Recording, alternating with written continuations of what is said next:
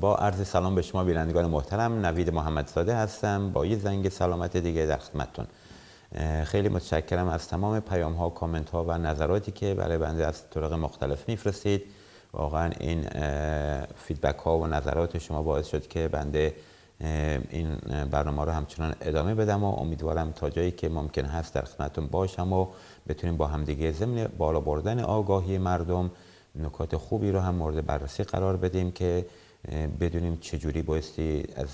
سلامتی خودمون مواظبت کنیم و یا پیشگیری بکنیم از مشکلات و ناراحتی های مختلف. خب یکی از دلایلی که بنده این برنامه رو شروع کردم به خاطر عدم اطلاعات کافی مردم ما از رشته فیزیوتراپی بود و اینکه فیزیوتراپیست ها و یا همکاران فیزیوتراپیست در کشورهای دیگه و یا در داخل ایران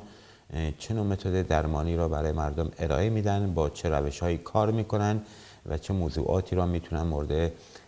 مدیریت قرار بدن در رابطه با سلامتی بیماران و همچنین کل جامعه. خب برای اینکه این کار با موفقیت همراه بشه، بنده در برنامه‌های مختلف یک سری مقالات، گایدلاین ها و تحقیقات خوب دنیا را از محققین مختلف انتخاب کردم، یا به تنهایی یا با همکاری همکاران از کشورهای دیگه اینا را بحث بررسی کردیم و از اونجا که خوشبختانه مردم ما افرادی باهوش و با استعدادی هستن، وقتی که 4 تا گایدلاین یا مقاله برای آنها مورد بررسی قرار بگیره، همونجوری که از نظرات شما مشخص هست، متقاعد میشین که روش‌های درمانی برای سلامتی فقط دارو و جراحی نیست. پس برای اینکه هرچه بیشتر با متدهای درمانی و روش‌های مدیریتی در فیزیوتراپی آشنا بشین، امروز هم استاندارد فیزیوتراپی در رابطه با بیماری‌های دستگاه اسکلت رو برای شما انتخاب کردم و یه قسمت‌های از اون براتون مرور و تحلیل می‌کنم. امیدوارم که بتونید بهترین استفاده را در این مورد بکنید و با شناخت و آگاهی از رشته فیزیوتراپی و اینکه یک فیزیوتراپیست چه مسئولیت‌هایی داره، چه کارهایی را بایستی انجام بده برای شما، بتونید وقتی به مراکز فیزیوتراپی مراجعه می‌کنید بهترین استفاده را از این خدمات بکنید. خب این استاندارد در چند هفته پیش توسط انجمن فیزیوتراپی بریتانیا منتشر شد. خیلی استاندارد محکم و قوی و ریلایبل هست، بر مبنای تحقیقات خیلی گسترده توسط ده‌ها متخصص گردآوری و منتشر شده و واقعا نکات خیلی زیادی داره، خیلی وسیع. فکر نمی کنم در چند ساعت هم بشه اینو به طور کامل بررسی و تحلیل کرد، ولی به طور مختصر به سری نکات مهمی از اون براتون میپردازم. همینجوری که در اینجا الان داری میبینید، این استاندارد خیلی نکات خوبی را مورد مطالعه قرار داده. انجمن فیزیوتراپی بریتانیا اومده استاندارد خدمات فیزیوتراپی در رابطه تمام بیماری های دستگاه اسکلت، مایچه ها، مفاصل، استخوان ها، تاندون ها و بیماری های مربوطه را گردآوری کرده. در واقع یک راه و روشیه به من فیزیوتراپیست و شما بیمار و همچنین مسئولین و مدرسین و مسئولین دانشگاه ها و اساتید ارائه میده و برای ما در واقع راه و چاه نشون میده و از یک طرف هم تکلیف تعیین میکنه، میگه شما بر این روش، بر این مبنا و بر مبنای این استانداردها بایستی آموزش بدین، با بیمارانتون خدمات ارائه بدین و همچنین بیماران را هم میگه شما وقتی به مراکز فیزیوتراپی میرین بایستی چه انتظاراتی داشته باشین و چه کارهایی را اونها برای شما انجام بدن که در اسرع وقت و با بهترین نتایج به بهبودی کامل برسید.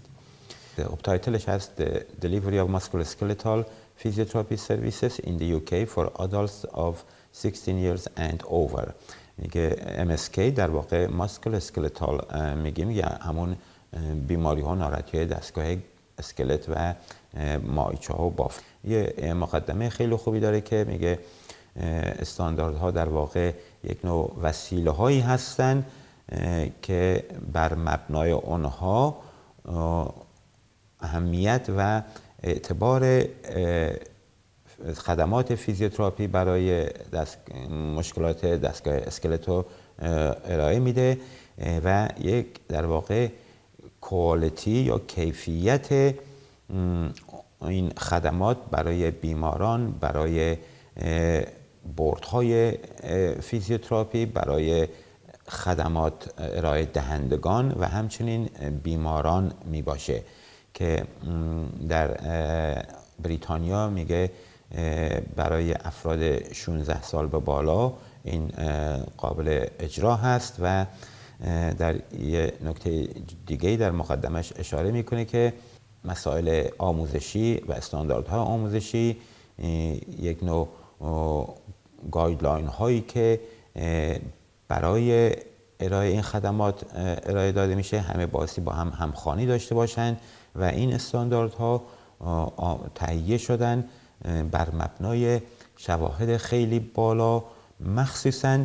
National Institute of Health and Care Excellence یا نایس که بنده گایدلاین نایس رو برای شما بررسی کردم و همچنین پالیسی ها و داکومنت های دیگه مثل کوکران سیستماتیک ریویو که یک دیتابیس خیلی بزرگی هست، سیستماتیک ریویو ها را مورد بررسی قرار میده و اینها آماده شدن در همکاری با گروه های کاری، مخصوصا افرادی که محققینی که در رابطه با بیمارهای دستگاه اسکلت کار کردن و مدیران و کلینیسیان هایی که در رابطه با این بیماری ها کار کردن و همچنین گروه هایی از مردم و همچنین بیمه ها و غیره. میگه دلایلی که این استاندارد رو آماده کردن و تهیه کردن، یکی این که بتونن اندازه گیری بکنن و نشون بدن کیفیت خدمات فیزیوتراپی را و همچنین بر مبنای این کیفیت ها در واقع ارزیابی بکنن بر مبنای این استاندارد که ببینن خدماتی که ارائه میدن چقدر موفق بوده و همچنین برای همکاران فیزیوتراپیست یا تمام هلسکر پروفشنال های رشته فیزیوتراپی، تمام فیزیوتراپیست ها در جاهای مختلف از بیمارستان تا مطب‌ها و مراکز خصوصی که بتونن بر مبنای این استانداردها خودشون رو بروز بکنند، مسائل ایژوکیشن و یا بازآموزی ها و غیره را بتونن در سطح بالا نگه دارن. همچنین برای people with MSK condition and the public، ببینید پس فقط برای همکاران فیزیوتراپیست نیست. دلیلی هم که بنده انتخاب کردم اینو دقیقاً به خاطر همین بندش بود که میگه برای اینکه اطلاعات کامل و کیفیت بالای خدمات فیزیوتراپی برای مردم مشخص بشه که اونا بتونن از همکاران فیزیوتراپیست بخوان که خدماتی را که بهشون ارائه میدن، حالا چه تمرینه، چه مدالتیه، چه توصیه است، از اونها بخوان مردم بر مبنای این آگاهی که شما فیزیوتراپیستی که این کار رو برای زانوی بنده میکنی آیا این بر مبنای خدمات استاندارد دنیا هست یا خیر. و همچنین برای کمیشنرها و هلس بورد و پرووایدر های مختلف که مربوط به مسائل آموزشی و غیره و مراکز بیمه ها و غیره میشه. خب میگه حالا چرا این استاندارد و این خدمات کیفیت بالا لازمه؟ برای اینکه میدونیم که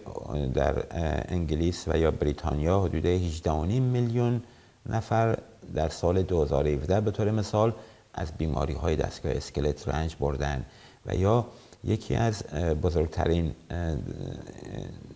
مشکلات در جامعه و سلامتی ناشی از همین بیماری های دستگاه اسکلت مثل کمردرد، گردن درد، زانو درد، مچ پا و یا در یه جای دیگه میگه که 8.9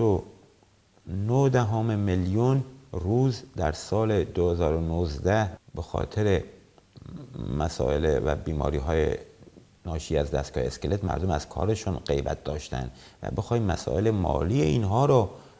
یه نگاهی بهش بکنیم سر از میلیاردها تومان یا پوند پول در میاره که به همین خاطر که بیماری های دستگاه اسکلت میگه بعد از استرس دپرشن و انگزایتی و غیره بالاترین ریتو دارن. و در ادامه میگه که این ناراحتی MSK در واقع در حال افزایش هستن، مخصوصا به خاطر اینی که سن در جامعه میره بالا و همچنین مسائل تکنولوژی و غیره. اینجا داره میگه که فیزیوتراپیست هایی که با بیماری های دستگاه اسکلت کار میکنند کی پروفشنال هستند، در واقع یک افرادی و متخصصینی هستند که خیلی حائز اهمیت هستند، چه برای تریاژ یا اسسمنت یا ارزیابی، در واقع اون چکاپ و ارزیابی و همچنین مدیریت این بیماری ها. و همچنین میگه که شواهد بسیار زیادی هست که فیزیوتراپی و خدماتش میتونه هم برای ارزم به حضورتون که مردم و جامعه اونقدر مفید باشه که میگه یک نوع ریترن اینوستمنت، برای اینکه خدمات فیزیوتراپی وقتی در استاندارد بالا ارائه بشه سایر هزینه‌های نظام سلامت رو میاره پایین. خب وقتی ما بتونیم یک کمردرد یا یک گردن درد رو با 5 جلسه 10 جلسه فیزیوتراپی خوب بکنیم که هزینه‌اش 1/100 یک جراحی نمیشه، خب چرا ما اول اینو انجام ندیم؟ به همین خاطر است که فیزیوتراپی در کشورهای غربی خیلی حائز اهمیته، چون در هزینه‌های نظام سلامت و نظام بهداشت خیلی صرفه جویی میشه. وقتی شما 10 میلیون پول بدیم برای جراحی یک زانو، در صورتی که با 10 جلسه فیزیوتراپی که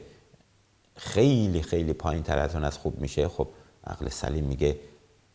اول با فیزیوتراپی خوب بکنیم، حتی جراحی هم بشه باز باید اون فیزیوتراپی رو انجام بدیم. این استاندارد شامل ارزیابی، مدیریت و در واقع یک راه و روشی برای بیماران هست که چگونه بتونن سلف منیجمنت بکنن، در واقع خودشون از خودشون با نکاتی که ارائه داده میشه توسط همکاران فیزیوتراپیست بتونن با این توصیه ها کمک بکنن به بهبودیشون. دقیقاً یکی از اهدافیه که این برنامه زنگ سلامت داره. بنده تمام هدف این برنامه ارتقای در واقع مدیریت شخصی شما برای بدن و سلامتتون بوده. به هر حال همونجوری که گفتم این خیلی بحث طولانیه این استاندارد و بنده به طور مختصر به سری نکاتش مجبورم اشاره بکنم. و یه جای دیگه داره میگه که این استانداردی رو که ارائه میده باز یه سری کوالیتی میجرمنت ها رو هم باز برای اینکه چجوری اون استانداردهایی رو که ما داریم اندازه بگیریم هم باز ارائه میده که همش راجع به کوالیتی آف کیر، یعنی کیفیت خدمات در جاهای مختلف اشاره میکنه. خب این استاندارد شامل 8 بنده. کوالیتی استاندارد اول یا استاندارد کیفیت اول در رابطه با ارزیابی، تشخیص و مدیریت و برنامه‌ریزی و در واقع ارزیابی های مجدد برنامه پلنی هست. دومین نکته این استاندارد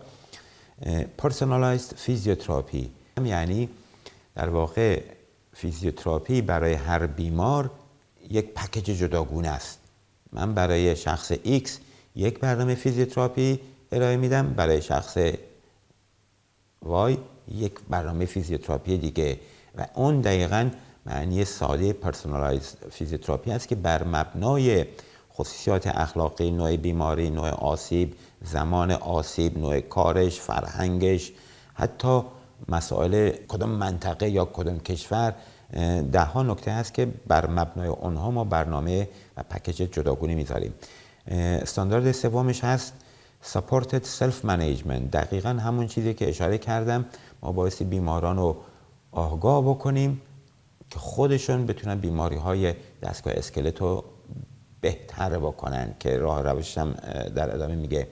یکی بعدی کامیونیکیشن هست، راه و روش و نحوه صحبت کردن و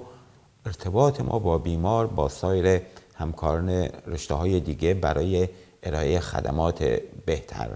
و Integrated Management Pathway که چجوری ما این مسائل در مراکز فیزیوتراپی و یا در رابطه با بیمار و در رابطه با سایر همکاران متخصص مدیریت بکنیم.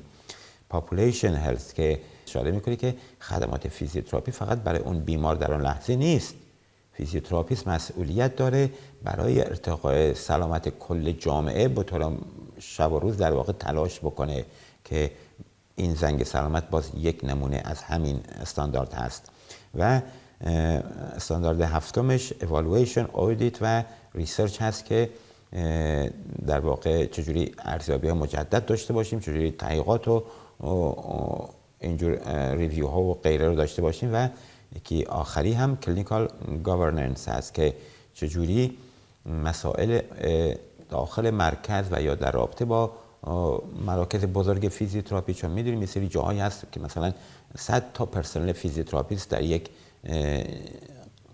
جایی مثل بیمارستان یا یک مرکز توانبخشی مشغول کارن، چجوری اینا رو مدیریت بکنیم. و برای اینکه بنده بتونم اینو خوب سرجم بکنم به استاندارد اولی یک اشاره میکنم و بقیه رو به طور مختصر ازش میگذریم. استاندارد اولی میگه Assessment, Diagnosis, Management, Planning and Review. میگه مردمی که از ناراحتی های دستگاه اسکلت رنج میبرن بایستی خدمات را در بهترین زمان به طور کامل و بر مبنای ارزیابی در رابطه با اون ناراحتی که دارند بر اساس shared decision making که اون ارزیابی ما و برنامه ما با همکاری و همفکری با بیمار باشه. من فیزیوتراپیست نمیتونم بله شما بگم شما اینو انجام بده، اینو انجام بده، اینو انجام نده. بر مبنای همفکری و گوش دادن به نظر بیمار و بر مبنای اهداف بیمار باشه که یک برنامه فیزیوتراپی خوب و استاندارد رو براش آماده بکنیم که بتونه اون انجام بده. میگه در موقع ارزیابی تمام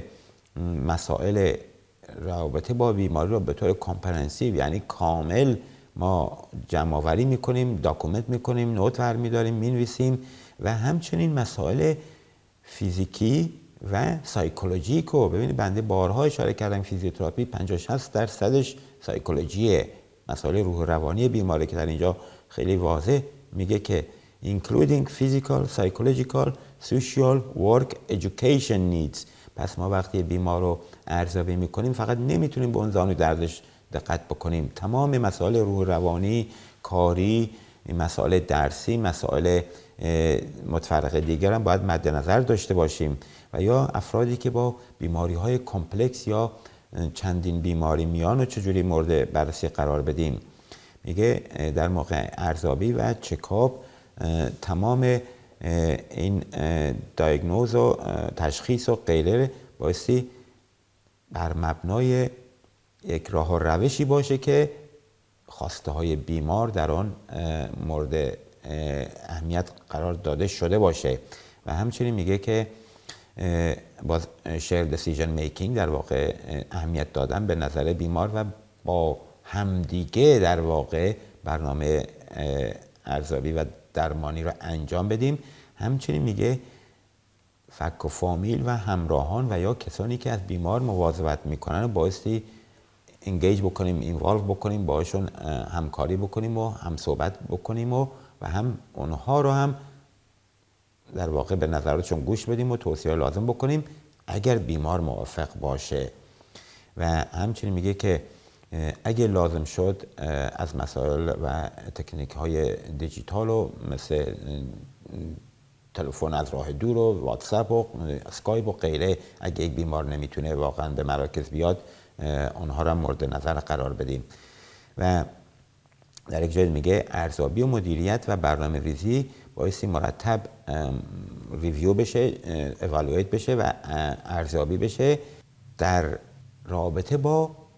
نیازهای اون بیمار و بتونه نتایج خوبی بده. بعدش هم باز برای هر کدوم از این استانداردها میاد رشنال در واقع مسائل منطقی پشت این تصمیم گیری و این استاندارد توضیح میده که نکات خیلی خوبی داره، با اینکه باید ارزیابی به طور کامل باشه. بازم دوباره اشاره میکنه شامل مسائل ناراحتی های فیزیکی و روحی روانی بیمار باشه و همچنین مسائل جامعه و فرهنگ و کار و درس و غیره. و یه جای دیگه هم میگه که اگه لازم شد با متخصصین دیگر تماس گرفته باشه و همچنین ریسک های این که بیماری و بهبودی چجوری پیش میره رو ما مرتب بحث و بررسی بکنیم. بیمارانی که ریسک کمتری دارن بیشتر به طرف سلف منیجمنت یا خودشون تمرین‌ها رو در خونه انجام بدن هدایت بکنیم. بیمارانی هم که نیاز بیشتری به درمان دارن و یا ریسک بالایی از نظر بیماری دارن و بیشتر ببینیم. پس ببینید ما هر بیماری رو به یک اندازه نمیگیم شما هفته 2 دفعه بیا. یک بیمار یه دفعه میاد میگیم شما با همین توصیه‌ها کافیه بری خودت 4 تا تمرین انجام بدی، 1 ماه دیگه برای چکاپ بیا. یک بیمار رو هفته 3 دفعه میبینیم. دستگاه اسکلت که میگیم شامل تمام بیماری‌های التهاب بافت‌های مختلف، اسکولیوز، تنگی کانال نخاع، شکستگی ها و کمردرد و تاندونایتیس و گردن درد و زانو درد و غیره میشه و نون MSK یا بیماری های غیر دستگاه اسکلت که شامل یه سری بیماری های مثل سرطان و غیره میشه که بایستی اونها رو هم مرتب تحت نظر بگیریم و در صورت نیاز این بیماران رو ارجاع بدیم به همکاران متخصص دیگه. حالا اشاره کردیم که پرسونال فیزیوتراپی یا فیزیوتراپی برای هر بیمار بر مبنای نیازهای اون، یعنی برنامه ریزی و بر مبنای اهداف یک بیمار با مشارکت و هم نظری با بیمار و اطرافیانش که بتونیم یک برنامه مختص به یک بیمار رو ارائه بدیم که میگه بعد از تشخیص و ارائه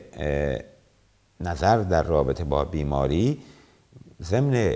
تهیه برنامه کوتاه مدت و بلند مدت مرتب این پیشرفت بیماری را ما تحت نظر داشته باشیم و همچنین میگه که یک بیماری بایستی خودش بتونه لایف اکسپریانس هاشو در تجارب روزانه خود و نحوه زندگی با اون بیماری را ما مرتب بررسی بکنیم و تحت نظر قرار بدیم و گوش بدیم به بیمار. به هر حال این استاندارد خیلی طولانیه و مسائل و نکات خیلی زیادی رو مخصوصا برای همکاران فیزیوتراپیست و دانشگاه‌ها و مدیران بورد و غیره ارائه میده که امیدوارم لینکش اینجا میذارم شما عزیزان اینو بخونید و مخصوصا شما بیماران عزیزم که وقتی میرین به مراکز فیزیوتراپی حواستون باشه که این فیزیوتراپیست قشنگ اینجا داره میگه شما باید ازش بخواهید این تمرین یا این مدالتی یا این تکنیک دستی که برای زانوی من برای کمر من انجام میدین بر مبنای چه استانداردی هست. شما فقط نرید اونجا گوش بدید به حرفشون، هر کی خواست هر چی انجام بده. امیدوارم که با آگاهی و بالا بردن سطح معلومات عمومی و تخصصی بتونیم بهترین خدمات رو دریافت بکنیم و همکارانم بتونن بهترین خدمات رو به شما بیماران عزیز ارائه بدن. در اینجا به پایان برنامه میرسیم. تا هفته بعد و برنامه بعد شما رو به خدا میسپارم. روزگار خوش. خدا نگهدار.